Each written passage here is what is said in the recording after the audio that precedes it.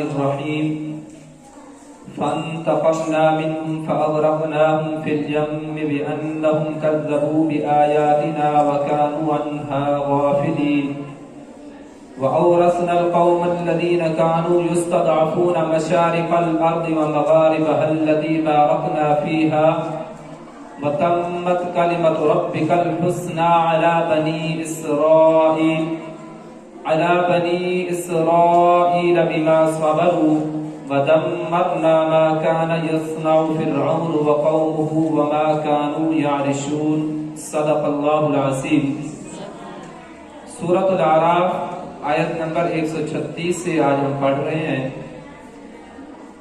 اللہ تعالیٰ نے ارشاد فرمایا فانتقمنا منہم، پھر ہم نے بدلہ لیا ان سے، فَأَغْرَقْنَاهُمْ اور غرق کر دیا انہیں، فِي الْيَمِّ سمندر میں، بِأَنَّهُمْ كَذَّبُوا بِآيَاتِنَا کیونکہ انہوں نے جھٹلایا تھا ہماری آیات کو، وَكَانُوا عَنْهَا غَافِلِينَ اور وہ اس عذاب سے بالکل غافل تھے۔ وَأَوْرَثْنَا الْقَوْمَ اور ہم نے وارث بنا دیا اس قوم کو، الذین کانوا یستضعفون جسے وہ ذلیل اور حقیر سمجھا کرتے تھے۔ یستضعفون ذلیل و حقیر سمجھا جاتا تھا۔ مشارق الارض و مغاربہا کس چیز کا وارث بنا دیا؟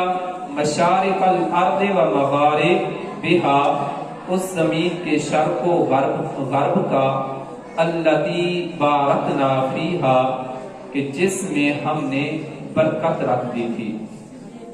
وتمت کلمۃ ربک الحسنی علی بنی اسرائیل اور پورا ہو گیا آپ کے پروردگار کا، ربک الحسنی اچھا وعدہ، علی بنی اسرائیل بنی اسرائیل پر، بما صبروا بوجہ اس کے کہ انہوں نے صبر کیا تھا، وَدَمَّرْنَا مَا كَانَ يَصْنَعُ فِرْعَوْنَ اور ہم نے برباد کر دیا جو کیا کرتا تھا فرعون وقومہ فرعون اور اس کی قوم، وَمَا كَانُوا يَعْرِشُونَ اور برباد کر دیے جو بلند مکان وہ تعمیر کیا کرتے تھے۔ اس سے پہلے اللہ تعالی نے فرعون کی قوم پر مختلف قسم کے عذاب نازل کیے اور انہیں ہر عذاب کے بعد پھر موقع بھی دیا کہ وہ راہ راست پر آ جائیں، شرک کو چھوڑ دیں، اللہ پر ایمان لے آئیں اور حضرت موسیٰ علیہ السلام کی پیروی اختیار کر لیں۔ ایک عذاب کے بعد پھر موقع دیا، پھر بھی وہ نہیں سنبھلے، انہوں نے شرک کو ترک نہیں کیا، پھر اللہ نے دوسرا عذاب نازل کیا۔ اس طرح مختلف قسم کے عذاب نازل کیے، حتیٰ کہ جب اللہ نے اپنی حجت پوری کر دی، جب تمام حجتیں پوری ہو گئیں تو آخر میں اللہ تعالیٰ نے ایک عذاب فیصل یعنی ایسا عذاب نازل کیا کہ جس میں فرعون اور اس کی قوم تباہ و برباد ہو۔ اس عذاب سے پہلے کہ جس میں وہ تباہ و برباد ہوئے، پچھلی آیات میں 5 قسم کے عذاب قرآن مجید میں بیان ہوئے ہیں۔ مختصر ان میں سے ایک فَأَرْسَلْنَا عَلَيْهِمُ الطُّوفَانَ کہ اللہ تعالیٰ نے ان پر طوفان بھیجا۔ طوفان کی تفسیر آپ سے پہلے بیان ہو چکی ہے۔ مختصر یہ کہ اچانک ہی بادل، ایسے سیاہ بادل چھا گئے کہ تیز بارش شروع ہوئی، پھر دیکھتے ہی دیکھتے کہ وہ پانی قبطیوں کے گھر، فرعونیوں کے گھر میں اتنا جمع ہو گیا کہ لوگوں کی گردنوں تک پہنچ گیا، اور اسی عالم میں، اسی بستی میں جو بنی اسرائیل تھے، پیروکار تھے، جو شرک نہیں کرتے تھے، اللہ نے ان کو اس عذاب سے محفوظ رکھا۔ پھر ایک ہفتے بعد جب انہوں نے دیکھا کہ سب کچھ تباہ اور برباد ہونے والا ہے، تو پھر حضرت موسیٰ علیہ السلام سے جا کر رونے لگے، کہنے لگے کہ ہمارے لیے دعا کریں کہ اللہ اس عذاب کو ختم کر دے، ہم شرک بھی نہیں کریں گے اور بنو اسرائیل کو بھی آپ کے ساتھ جانے دیں گے۔ تو اللہ سے جب دعا مانگی حضرت موسیٰ علیہ السلام نے تو عذاب ختم ہو گیا۔ 1 مہینے تک پھر وہ اپنی سرکشی میں بڑھے تو اللہ نے ان پر دوبارہ عذاب نازل کیا، والجراد، ٹڈی دل، ٹڈیاں بھیج دی، اور اتنی کثرت سے تھی، اتنی کثرت سے کہ جس جگہ، جس برتن اور جو چیز اٹھاتے ہر جگہ ٹڈیاں ہی ٹڈیاں نظر آتی۔ فصلیں تباہ اور برباد ہو گئی، گھر تباہ اور برباد ہو گئے۔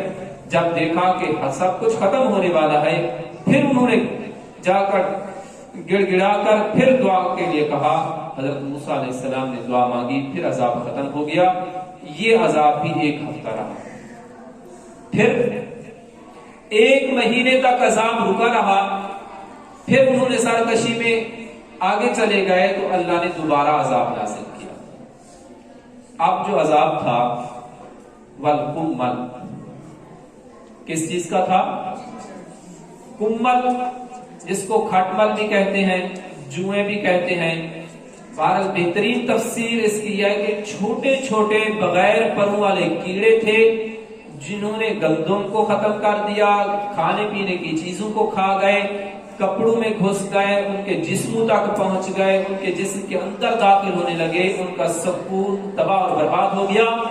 جب 1 ہفتہ یہ عذاب جاری رہا تو پھر جا کر حضرت موسیٰ علیہ السلام کے پاس رونا دھونا شروع کر دیا کہ اب ہم شرک نہیں کریں گے، اب ہمارے لیے دعا کریں، ہم بنی اسرائیل کو جانے دیں گے۔ پھر حضرت موسیٰ علیہ السلام نے دوبارہ دعا کی تو یہ عذاب بھی ختم ہو گیا۔ لیکن جیسے ہی عذاب ختم ہوتا پھر وہی گناہ، وہی شرک، وہی ظلم و ستم، اور بنی اسرائیل پر طرح طرح کے وہ مصیبتیں نازل کرتے کہ ان سے بیجا ٹیکس وصول کرتے۔ جو بندہ ٹیکس نہیں دے سکتا تھا غربت کی وجہ سے تو اس کے ہاتھ اس کی گردن کے ساتھ باندھ دیتے اور 1 مہینہ تک اس عذاب میں وہ مبتلا رکھتے تھے کہ تم نے ٹیکس کیوں نہیں دیا، اور روزانہ کی بنیاد پر ٹیکس وصول کرتے تھے۔ شام کو ٹیکس دینا ہے، جس نے نہیں دیا اس کی خیر نہیں۔ تو مخلوق خدا پر اس طرح کا جب ظلم کرتے تو اللہ نے پھر عذاب نازل۔ وَالضَّفَادِعِ، اب جو چوتھا عذاب ان پر نازل ہوا وہ مینڈکوں کی صورت میں۔ کس کی صورت میں؟ مینڈکوں کی صورت میں، اور ان کی کثرت بھی آپ کو بتائی گئی ہے کہ نہ کوئی خالی برتن ملتا، نہ کھانے پینے کی کوئی چیز ایسی ہوتی جس میں مینڈک نہ ہو، نہ بیٹھنے کے لیے جگہ ملتی، نہ سونے کے لیے جگہ، کہ کسی جگہ ان کو جگہ بنا بھی لی، سو بھی گئے تو جیسے ہی کروٹ بدلتے پیچھے مینڈک ہی مینڈک ہو جاتے، ان کا بھی سکون تباہ اور برباد ہو گیا۔ سونے کے لیے ان کو جگہ نہیں ملتی، کھانے پینے کی چیزیں نہیں ہیں۔ پھر 1 ہفتہ جب گزرا تو انہوں نے دیکھا کہ یہ عذاب تو ختم نہیں ہو رہا، ہم ختم ہو جائیں گے، تو پھر جا کر دوبارہ گریہ وزاری کی، رونا دھونا شروع کیا کہ اب ہم نہیں کریں گے، اب ہم نہیں کریں گے، بنی اسرائیل کو جانے دیں گے، ان پر ظلم و ستم ختم کر دیں گے۔ حضرت موسیٰ علیہ السلام نے دعا کی، اللہ نے عذاب کو اٹھا لیا۔ 1 مہینہ تک، پھر ایک مقررہ مدت تک جب ان کو مہلت ملی، پھر سرکشی دوبارہ شروع کی تو اللہ نے دوبارہ عذاب نازل کیا۔ اب جو عذاب تھا وہ کس قسم کا تھا؟ والدم، کس قسم کا؟ والدم، خون کا عذاب تھا۔ فارسلنا علیہم الطوفان والجراد والقمل والضفادع والدم۔ اب جو خون کی صورت میں عذاب نازل ہوا تو اس میں یہ تھا کہ جتنی بھی کھانے پینے کی چیزیں تھی سب کی سب خون میں تبدیل ہو گئی۔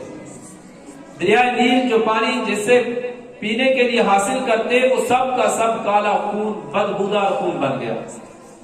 اور خدا کی قدرت کہ وہیں سے بنی اسرائیل پانی حاصل کرتے، لیکن وہی پانی بنی اسرائیل کے لیے پانی ہوتا اور قبطیوں کے لیے، فرعونیوں کے لیے جیسے ہی وہ پانی حاصل کرتے وہ خون میں تبدیل ہو جاتا۔ اور اس کی کثرت کتنی تھی آپ کو بتایا کہ پینے کے لیے پانی نہیں ہے۔ جب پیاس سے تڑپنے لگے تو انہوں نے مختلف صورتیں اپنائی، ایک صورت یہ بھی تھی کہ ایک ہی برتن، کیونکہ بنی اسرائیل کے ہاتھ میں وہ پانی ہوتا، تو انہوں نے بنی اسرائیل کی جا کر منت سماجت کی کہ ایک ہی برتن کو تم بھی منہ لگاؤ، ہم بھی منہ لگاتے ہیں، تم پانی پیو گے وہ پانی ہم بھی پی لیں گے، کیونکہ انہوں نے اپنی ناقص عقل سے سوچا کہ ہم کوئی تدبیر لڑا کر کسی نہ کسی طرح ہم پانی پی لیں گے۔ تو اللہ تعالیٰ تو احکم الحاکمین ہے، وہ بہترین خفیہ تدبیر فرمانے والا ہے، وہ سب سے اوپر ہے، بلند و بالا ہے، وہ جو چاہے کر سکتا ہے، اس کے آگے تو کسی کی تدبیر نہیں چلتی، کسی کی تدبیر نہیں چلتی۔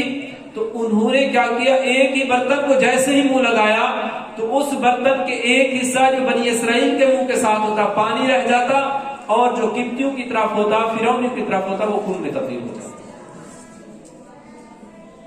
اور دوسری صورت آپ کو بتائی تھی، انہوں نے بنی اسرائیل کی قوم سے کہا کہ اپنے منہ میں پانی لو، جو تمہارے لیے پانی ہے اس پانی کو ہمارے منہ میں اڈیل دو، کلی کر دو کہ آپ کے منہ سے ڈائریکٹ ہمارے منہ میں جائے گا تو وہ پانی رہ جائے گا۔ پھر انہوں نے یہ تدبیر کی تو اللہ نے یہ تدبیر بھی ان کی ملیا میٹ کر دی، ختم کر دی۔ جیسے ہی وہ پانی ان کی طرف پھینکتے تو ان کے منہ میں جا کر وہ خون میں تبدیل ہو جاتا۔ پھر فرعونیوں نے جا کر گیرے وساری کی، رونا دھونا شروع کر دیا کہ ہم مر رہے ہیں، ہمارے بچے مر رہے ہیں، ہمارے کھیتیں، ہماری فصلیں، سب کچھ تباہ ہو رہا ہے۔ دعا کریں کہ یہ عذاب بھی ہم سے اللہ تعالیٰ دور کر دے۔ فلما کشفنا عنہم الرجس الی اجل ہم بالغوہ اذا هم ينکثون۔ اللہ نے یہ سارا واقعہ تفصیل سے بیان کر دیا ہے کہ انہوں نے کہا کہ اگر ہم سے یہ عذاب دور ہو جائے تو ہم اب ضرور ایمان لے آئیں گے۔ کیا کریں گے؟ ضرور ایمان لے آئیں گے۔ فلما کشفنا عنہم الرجس الی اجل ہم بالغوہ اذا هم ينکثون، کہ پھر جب اللہ نے ایک مقررہ میعاد تک اس عذاب کو دور کر دیا تو وہ اپنی ہر دھرمی پر قائم رہے، اپنے گناہ پر قائم رہے، اپنی سرکشی پر قائم رہے۔ تو آخر کار اللہ تعالی نے جب تمام حجتیں پوری کر دی تو آج کے سبق کے شروع میں ہم نے پڑھا ہے کہ اللہ نے پھر انہیں سمندر میں کر دیا۔ اللہ کا وعدہ ہے کہ وہ اپنے پیاروں کو اکیلا نہیں چھوڑتا۔ کیا نہیں کرتا؟ اکیلا نہیں چھوڑتا، کہ جو اللہ پر ایمان لے آتا ہے اور اللہ کے انبیاء کے ساتھ ایمان لے آتا ہے اور ان کے ساتھ رہتا ہے تو اللہ پھر ان کو اکیلا نہیں چھوڑتا۔ تو اللہ تعالیٰ نے ایک طویل عرصہ کے بعد، تقریباً کئی سو سال، ان فرعونیوں نے، قبطیوں نے بنی اسرائیل پر ظلم و ستم کے پہاڑ ڈھائے۔ آخر کار حضرت موسیٰ علیہ السلام کی صورت میں جب آپ نبی بن کر تشریف لائے تو اللہ تعالیٰ نے بنی اسرائیل کو فرعون کی قوم سے نجات عطا فرمائی۔ تو اللہ کے حکم سے حضرت موسیٰ علیہ السلام جب اپنی قوم کو لے کر چلے تو جیسے ہی دریا پر پہنچے تو وہ لبالب بھرا ہوا تھا، چل رہا تھا، اپنے جوش اور عروج پر تھا۔ اللہ کے حکم سے حضرت موسیٰ علیہ السلام نے اپنا عصا مارا تو وہ دریا اس نے راستہ بنا دیا، وہ درمیان میں ہی پانی دو حصوں میں تقسیم ہو گیا اور درمیان میں راستہ بن گیا۔ اب دیکھیں کہ ایک صورت تو یہ ہے کہ پانی ایسے سیدھا چل رہا ہو تو اس کو تو دو حصوں میں تقسیم انسان کر سکتا ہے کہ درمیان میں کوئی دیوار کھڑی کر لے، لیکن جس طرف پانی چل رہا ہو کوئی انسان اس پر طاقت نہیں رکھتا کہ فوراً ہی وہ درمیان میں کوئی ایسی چیز کھڑی کر دے کہ پانی ادھر کا ادھر رک جائے اور ادھر کا ادھر رک جائے اور درمیان میں راستہ بن جائے۔ یہ بھی خدا کی کمال قدرت پر واضح نشانی ہے کہ جیسے ہی عصا مارا تو پانی نے راستہ دے دیا۔ حضرت موسیٰ علیہ السلام اور آپ کی قوم بڑے آرام سے وہاں سے چلی، اور پیچھے فرعونیوں نے جو پیچھے تعاقب کیا ہوا تھا اور ان کے لشکر نے جیسے ہی وہاں پر پہنچے تو جب پہنچے تھے اس وقت وہ راستہ موجود تھا۔ کیا تھا؟ راستہ موجود تھا۔ انہوں نے کہا کہ بھوک جا رہے تو ہم بھی چلے جائیں گے۔ اب دیکھیں، آپ دریا کے کنارے جاتے ہیں، اگر دریا میں پانی نہ ہو تو آپ کو کوئی خوف ہوتا ہے؟ خالی ہے یا پانی ہے، ایک سائڈ پہ ٹھہرا ہوا ہے، دوسری سائڈ پہ بھی ٹھہرا ہوا ہے، درمیان میں بہت سا راستہ پڑا ہے، آپ سکون سے جا کر گزر جاتے ہیں، کسی سے نہ پوچھتے ہیں نہ کوئی آپ کو پریشانی لاحق۔ انہوں نے ایسے ہی ظاہری طور پر دیکھا کہ راستہ ہے، ہم گزر جائیں گے۔ وہ راستہ یقیناً تھا، لیکن اس وقت وہ راستہ اللہ نے اپنے ماننے والوں کے لیے بنایا تھا، دشمنوں کے لیے نہیں بنایا۔ تو انہوں نے دیکھا کہ راستہ ہے، جیسے ہی اندر گھسے، اندر پہنچے، اللہ نے پانی کو حکم دیا، جیسے وہ چل رہا تھا اس نے چلنا شروع کر دیا، وہ راستہ ختم ہو گیا اور وہ غرق ہو گیا، تباہ و برباد ہو گیا۔ تو اس آیت میں اللہ تعالی نے واضح فرمایا کہ ہم نے ان کو غرق کیوں کیا، غرق کیوں کیا ہے، وجہ کیا ہے؟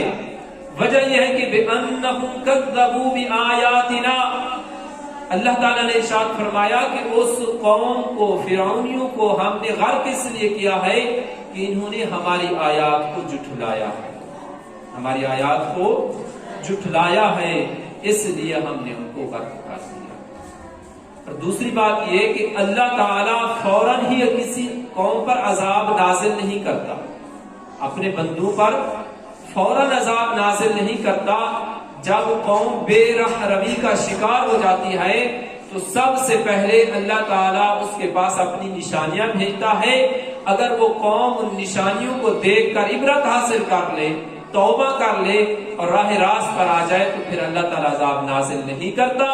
اگر یہ قوم ہر دھرمی کا شکار ہو جائے، بے راہ روی کا شکار ہو جائے اور اللہ کی نشانیوں کو جھٹلانا شروع کر دے تو پھر جب اللہ تعالیٰ اپنی حجت پوری کر لیتا ہے تو پھر ان پر ایسا عذاب نازل کرتا ہے کہ ان کا نام بھی اس صفحہ ہستی سے مٹا دیتا ہے، صفحہ ہستی سے مٹا دیتا ہے۔ اب یہاں پر ایک بات اور کہ بنی اسرائیل جس سمندر کو انہوں نے پار کیا تھا وہ کون سا سمندر تھا؟ وہ سمندر کون سا تھا اور کس جگہ تھا؟ تو جس قوم کے پاس سے بنی اسرائیل کا گزر ہوا وہ قوم کون سی تھی، جس کے بارے میں آگے اگلی آیت میں یہ آ رہا ہے، وَجَاوَزْنَا بِبَنِي إِسْرَائِيلَ الْبَحْرَ، کہ ہم نے پار اتارا بنی اسرائیل کو سمندر سے، فَأَتَوْا عَلَىٰ قَوْمٍ، تو وہ گزرے ایک ایسی قوم پر، يَعْكُفُونَ عَلَىٰ أَصْنَامِهِمْ، يَعْكُفُونَ عَلَىٰ أَصْنَامِهِمْ، جو مگن بیٹھے تھے اپنی بتوں کی عبادت میں، قالوا یا موسیٰ، انہوں نے کہا، یعنی بنی اسرائیل نے کہا، اے موسیٰ اجعل لنا، تو بھی بنا لے ہمارے لیے، الہن، کوئی معبود، کما لہم آلہہ، جیسا کہ ان کے لیے معبود۔ قال انکم قوم تجہلون، تو حضرت موسیٰ علیہ السلام نے کہا کہ تم بھی یقیناً بے سمجھ لوگ، بے سمجھ لوگ ہو، ان ہؤلاء متبر ما هم فیہ، کہ بے شک یہ لوگ جس کام میں لگے ہیں تباہ ہو کر رہیں گے، وباطل ما كانوا يعملون، اور باطل ہے جو کچھ وہ کر رہے ہیں۔ ہوا یوں کہ جب حضرت موسیٰ علیہ السلام نے اس دریا کو عبور کیا تو آگے ایک قوم بیٹھی ہوئی تھی، وہ قوم ایک بت بنا کر اس کے پاس اعتکاف کی حالت میں بیٹھی ہوئی تھی۔ کس کی حالت میں؟ اعتکاف، یعنی اسی کی طرف مگن تھی، دوسری طرف توجہ نہیں تھی، اس کی عبادت میں لگے ہوئے تھے اور انہوں نے اس کو معبود بنایا ہوا تھا۔ اب بنی اسرائیل بھی کس طرح کی قوم تھی کہ سب سے عظیم معجزے بنی اسرائیل کو اللہ تعالیٰ نے عطا کیا، یعنی بنی اسرائیل کو دکھائے حضرت موسیٰ علیہ السلام کے ہاتھ پر، پھر بھی وہ ہر موڑ پر جا کر کوئی نیا عقیدہ گھاڑ لیتے تھے یا اس کی خواہش رکھتے۔ جیسے ہی وہاں پر پہنچے انہوں نے اس قوم کو دیکھا تو حضرت موسیٰ علیہ السلام سے کہا کہ آپ ہمارے لیے بھی کوئی ایسا معبود بنا دیں، کیا کریں؟ ایسا معبود بنا دیں۔ تو آپ نے فرمایا کہ یہ تو جاہل قوم ہے، تم بھی جہالت والی باتیں کرتے ہو، یہ تو بے سمجھ ہے، تم بھی بے سمجھی والی بات کرتے ہو۔ آگے یہ فرما دیا کہ یہ جو کچھ کر رہے ہیں یہ بھی تباہ ہو جائے گا، اور اس کے ساتھ ساتھ باطل ہے جو کچھ یہ کر رہے ہیں، یعنی یہ جھوٹ پر مبنی ہے، حقیقت سے اس کا کوئی تعلق نہیں ہے۔ اب سوال یہ ہے کہ بنی اسرائیل نے پہلے سمندر کون سا پار کیا تھا؟ اور آگے جو قوم بیٹھی ہوئی تھی جو بتوں کی پوجا کر رہی تھی وہ قوم تھی. اس کے بارے میں اختلاف ہے. قتادہ بیان کرتے ہیں کہ حضرت علی رضی اللہ تعالیٰ عنہ نے فرمایا یہ قوم لخم تھی, قوم لخم. اور ایک قول یہ ہے کہ یہ کنعانیوں کی قوم تھی جس کے